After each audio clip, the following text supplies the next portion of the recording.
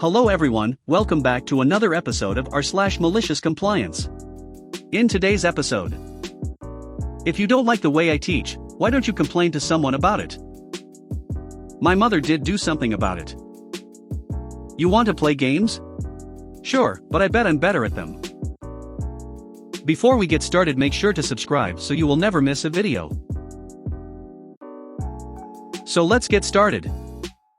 If you don't like the way I teach, why don't you complain to someone about it? So today at work we were talking about my rather bad handwriting, and it reminded me that perhaps the proudest moment of my life could be considered malicious compliance.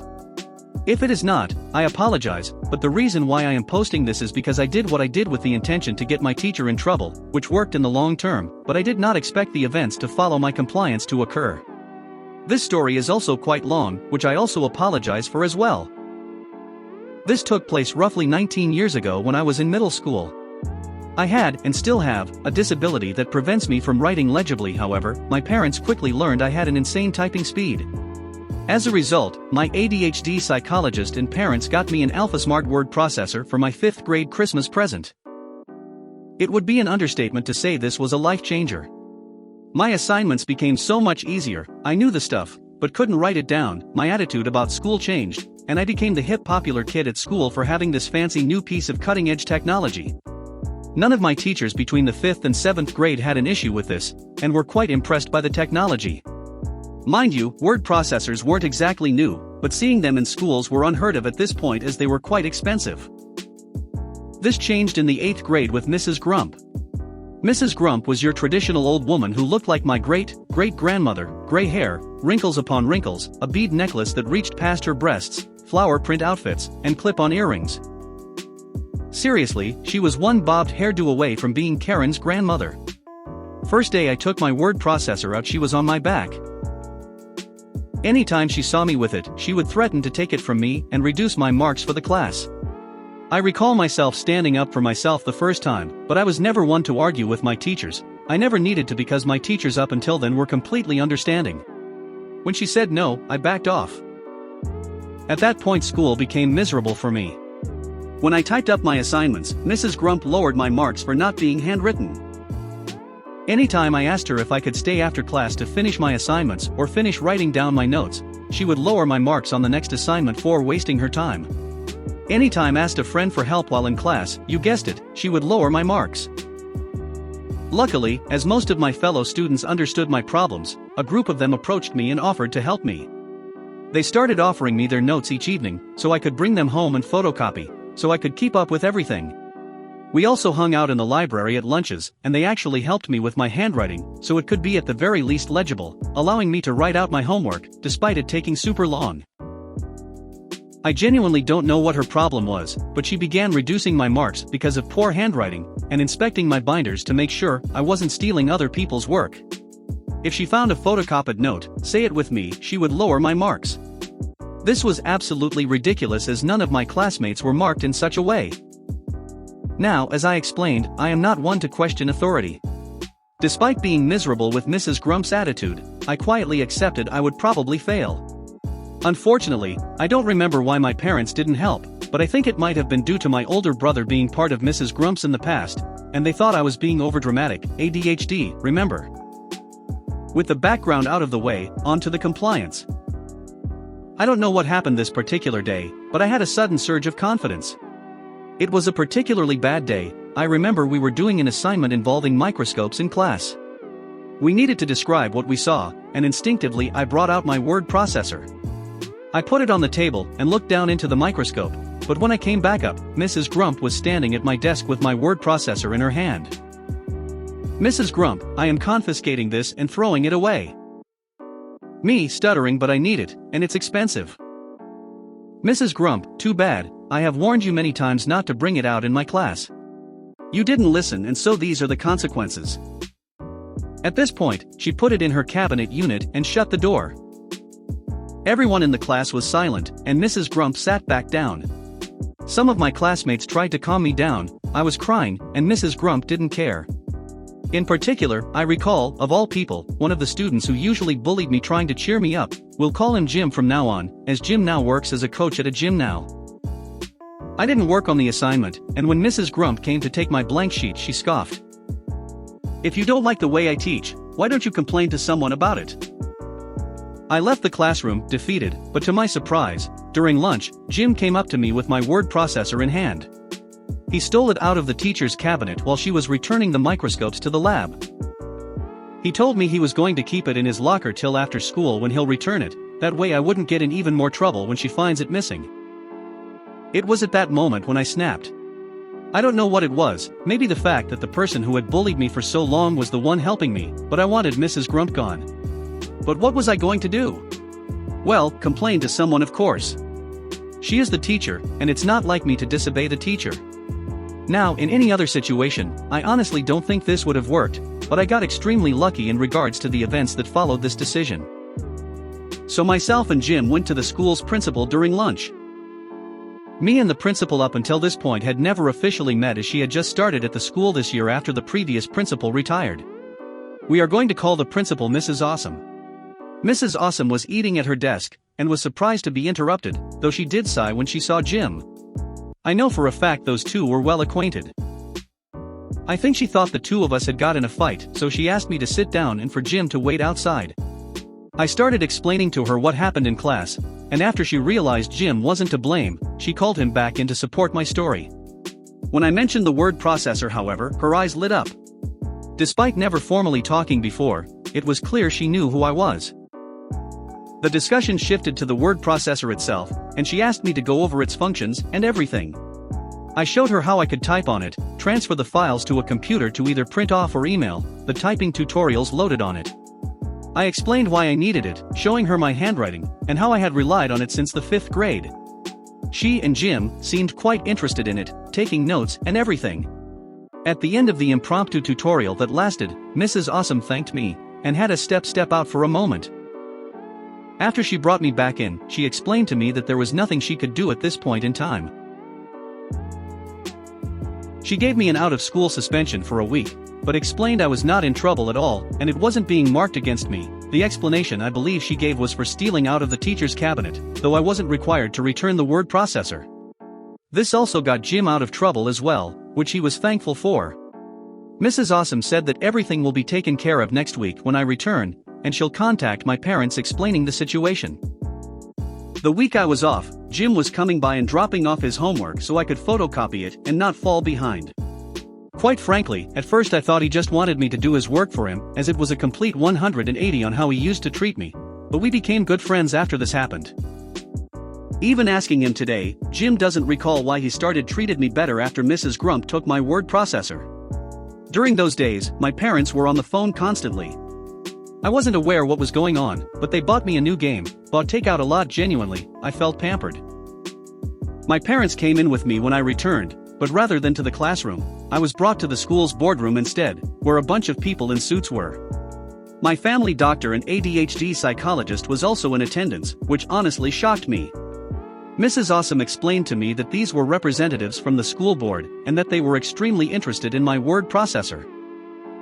In hindsight, it was a bit of a D**CK move for no one to inform me that I was being brought in front of the school board to present my word processor, but I began explaining it like I did to Mrs. Awesome, showing the different functions and such.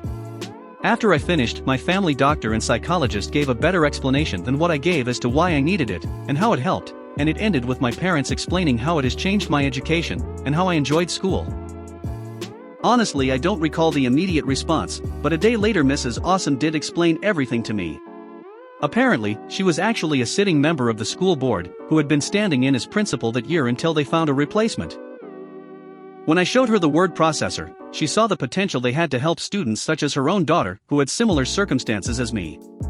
She contacted the school board about potentially investing in some word processors for each school in the district for the next year, but they wanted to see it first. Again, this was a rather new concept, all things considered. That's why she needed me that day, and why she allowed me to stay home for the week, as there was no rule in place to protect the word processor from being confiscated and possibly destroyed. I still question why I was never informed until the actual meeting, but whatever. Anyways, due to the presentation, I was given permission to continue working on my word processor, much to Mrs. Grump's dismay. She was also required to adjust all my previous marks to remove her deductions. Meanwhile, the school board decided on ordering 5 to 8 word processors for each school in the district for the next year, this school getting 8 as it was a larger school. Students in what was called resource class, basically a class for students who needed extra attention, had the option to sign out the word processors for a day to help work on their in-school assignments. There was an altogether increase of the resource students' marks as a result of this change, I've been told, and the school board began looking into other ways to help students. But what about Mrs. Grump? Other than having to readjust my marks and allowing me to use my word processor, she got off scot-free. It's great and all that I made a huge difference in my school district, but how did Mrs. Grump get her just desserts for making 8th grade a living hell for me? Well, I don't know if this was mere coincidence, outside interference, or a parting gift from Mrs. Awesome after she returned to her position in the school board, but all resource students coming into the 8th grade had been assigned to Mrs. Grump's class the next year, and as a result they were signing out the word processors constantly in her class. I learned this because my 9th grade class was right across the hall from her classroom, and windows in the classrooms allowed me to look across into her class to see 4 to 6 students typing up a storm on their word processors. This came to a head, however, when Mrs. Grump took one of the word processors and threw it out the window. After that, Mrs. Grump was asked to retire halfway through the school year, and replaced with the sweetest teacher that held ice cream parties for the students that completed all their homework assignments each month. And that, everyone, is probably the proudest moment in my life. Not only did my actions result in students with disabilities getting more resources to help them, but I also watched the worst teacher I ever had the pleasure of meeting get escorted out of the school by security. My mother did do something about it. My mother is a Karen of sorts. She only really complains when there is genuinely a valid reason. She's currently complaining to our deputy head teacher about a curriculum which resulted in me not being able to do PE, but that's another story. Basically, it reminded me of this beauty. Where I used to live, reading, pronounced Reading if the slash of RS is reading this, I went to a primary school nearby my house. It was average when I got there, but it got brilliant when the new head arrived, but I digress. In the UK we have different stages of school in addition to year groups or grades. There was foundation stage which consisted of nursery, optional, and reception, first grade, key stage 1 which had years 1 and 2, second and third grade, KS2 had years 3 through 6, 4th, 5th, 6th, 7th grades, and then KS3 and KS4 have the rest, but are not important. When I was in year 1, the head of KS1 had a brilliant idea. Sticker charts. Every kid in KS1 had 2 sticker charts, one for learning and one for behavior. If you got 10 stickers on either one you'd get a special assembly and certificate for either bronze, silver, gold or platinum. These were meant to carry over to year 2 with the progress from the year prior. At the end of year 1, I'd amassed about 8 stickers on learning and 9 on behavior. So, I'd likely be getting both certificates in the first few weeks. One problem, my year 1 teacher left and another teacher moved into this room. She accidentally threw the sticker charts away, no hate to her, there was no malicious intent. Apparently, our scores had been sent to our new teachers for year 2, so that was fine. Except no, none of the new teachers got our scores and I'd lost all my progress. I got my first bronze in April. The school year began in September.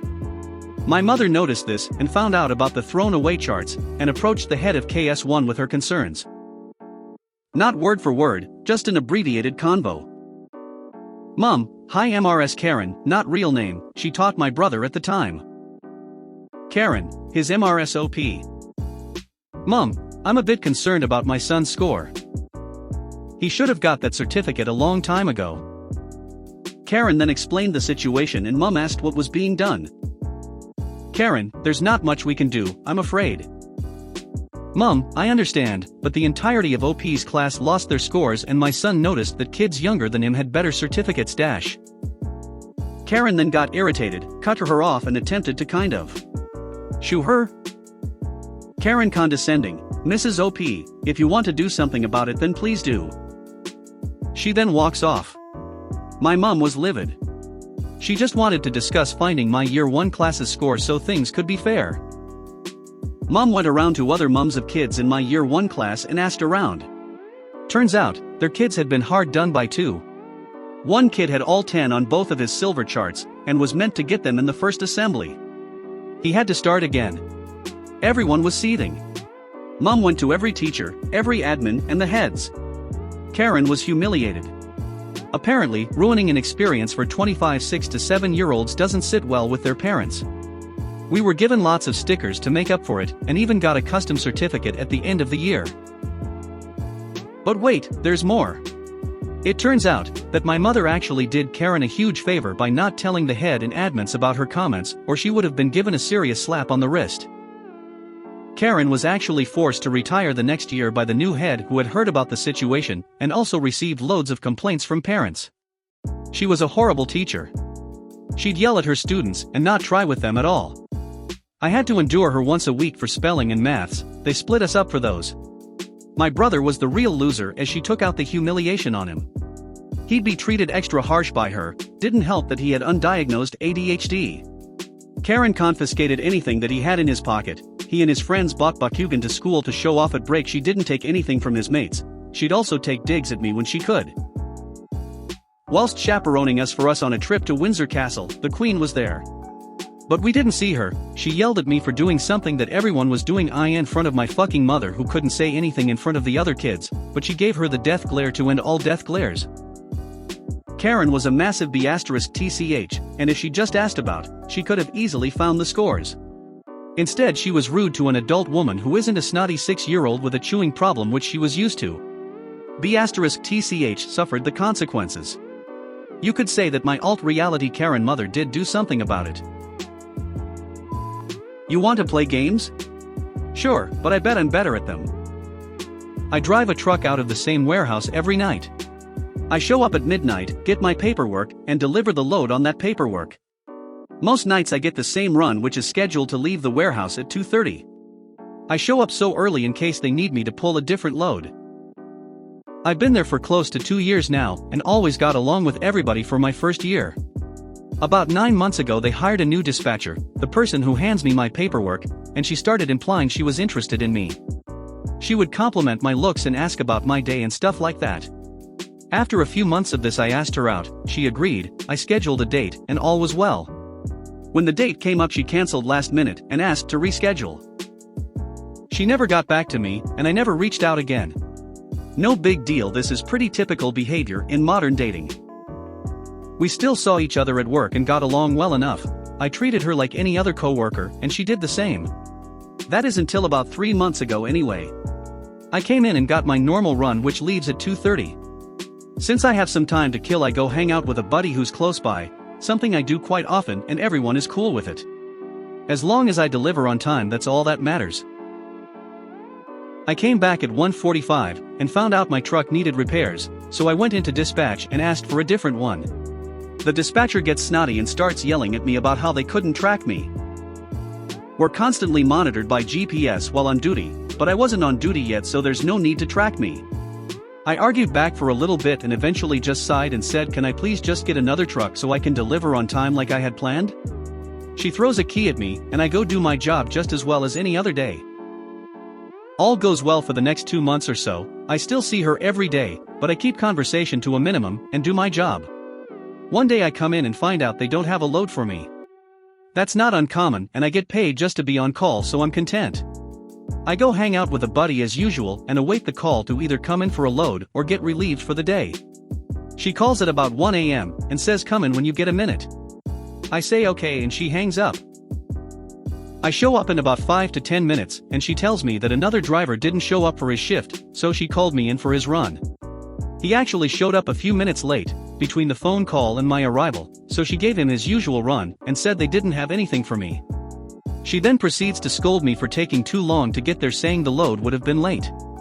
I would have had about 4 hours to do a 2.5-hour drive. It wouldn't have been late. At this point I'm 99% sure she's screwing with me, so I just say okay, and I turn around and leave. About 20 minutes later I get another call saying I have a run. I go in and get the paperwork to start my day. This run was on a tight schedule due to poor planning.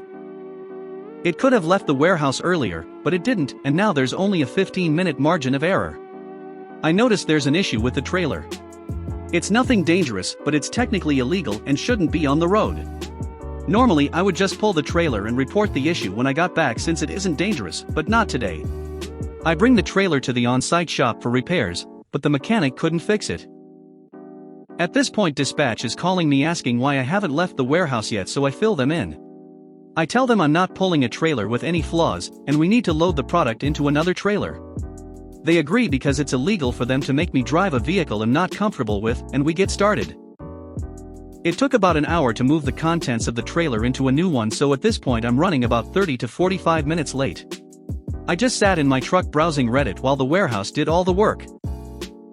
I ended up getting to my delivery about an hour late, which makes dispatch, and the whole company, look bad. I apologized to the customer and explained the problem. I've delivered there before, and they like me, so it's all good. Dispatch hasn't played any games with me since. I'm hoping they got the message that I won't be a pushover. If you made it to the end of the video, thanks for watching. Don't forget to like, subscribe and share, and we will see you in the next video.